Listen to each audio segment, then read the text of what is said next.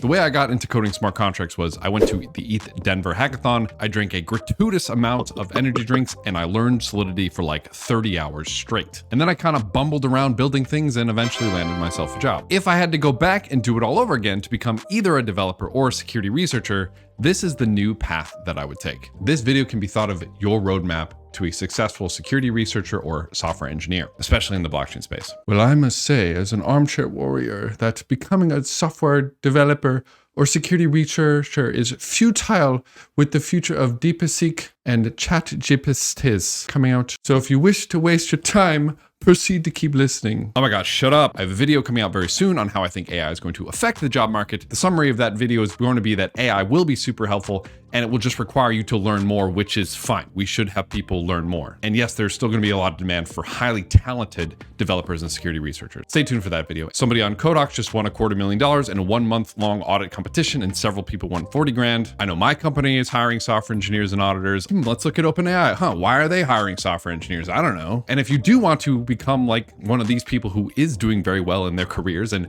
building the future of finance, here's how I would start if I was in your position. Step one, I would go deep on a course and curriculum, and I would use AI to supplement my learning. Immerse yourself. This should always be your first step. Go really, really deep. Having a shallow understanding these days isn't good enough. In order to start thinking about solving problems, you first must need to know everything around the problem space. The more knowledge you have about your domain, the more you can start thinking about how to solve problems, and the more useful you will be to other groups of people working on similar problems. For smart contract and developers and security researchers, the tip here is to take a course. Now, obviously I'm biased and I think Cypher and Updraft is the best place to go. It has everything that you need, from getting started all the way down to being incredibly technical, building your first products, doing your first audits, et cetera, et cetera, et cetera. For smart contract developers, your path is literally blockchain basics, Solidity, Foundry, Advanced Foundry.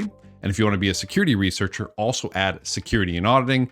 And then if you want to be a badass, also add the assembly and formal verification. If you prefer Python, you can instead do blockchain basics, Viper, Moccasin, and advanced Moccasin. As you go through whatever curriculum you choose, be sure to use AI as a sounding board. Hey, AI, Patrick just taught me this. I don't understand it. What does it mean?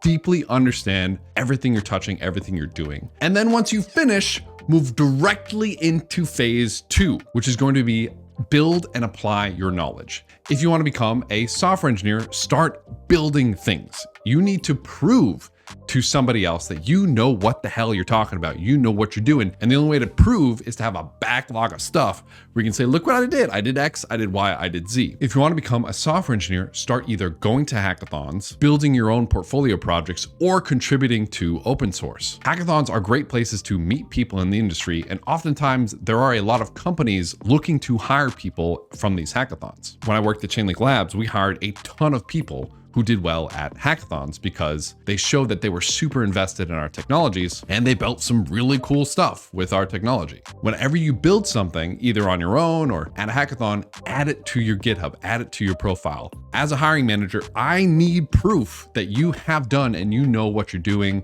and you've done it before. AI is awesome, but AI falls down. I need to know as a hiring manager that you are smart enough to correct the AI when the AI gets something wrong. That's how good you need to be, and that's why you need to understand everything that you're doing. But yes, use AI to build your stuff. One of the massively underutilized strategies is to contribute to open source projects. Welcome to 2025.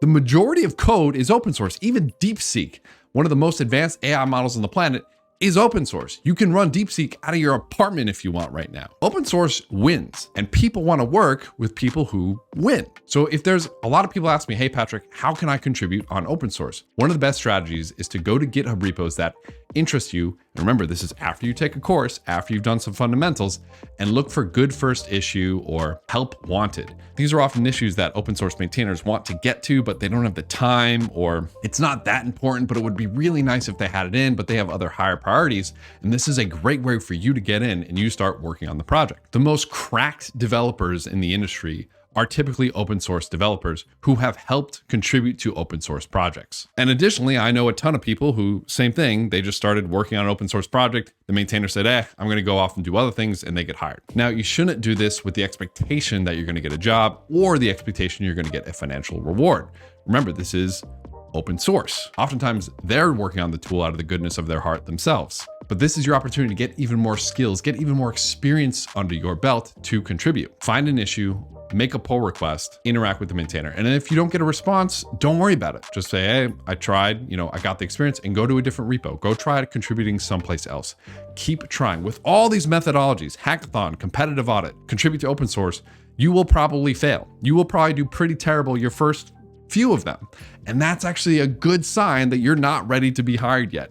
So keep trying, keep practicing until you start doing really well, until your pull requests start being accepted by these open source maintainers, until your hackathon projects start doing better, until you start placing better in these competitive audits. Every single time you do one of these, you want to look back and go, what can I do to get better?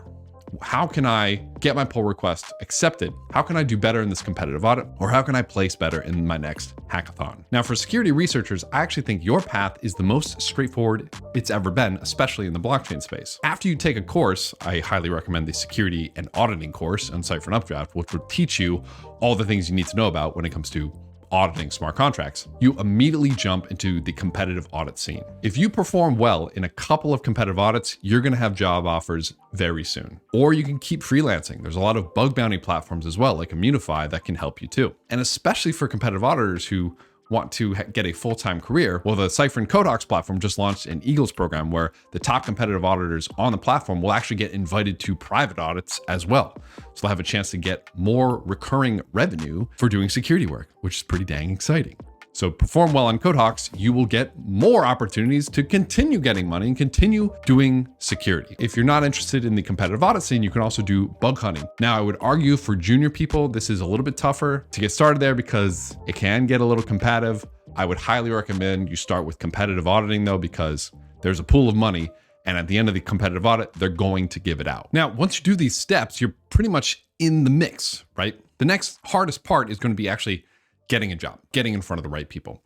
And this is where I've already given you the key. Here's what's gonna happen. You're gonna take your resume, you're gonna apply it on LinkedIn or some shit, and it's gonna go right into the pile with 1,000 other resumes. However, you, because you're watching this video, are gonna do the smarter thing. You are gonna be doing the open source contributions. You're gonna be going to the hackathons. You're gonna be doing the competitive audits. And this is where people in the industry, they're gonna see you. And now you're not just some resume in the pile, in the stack of resumes.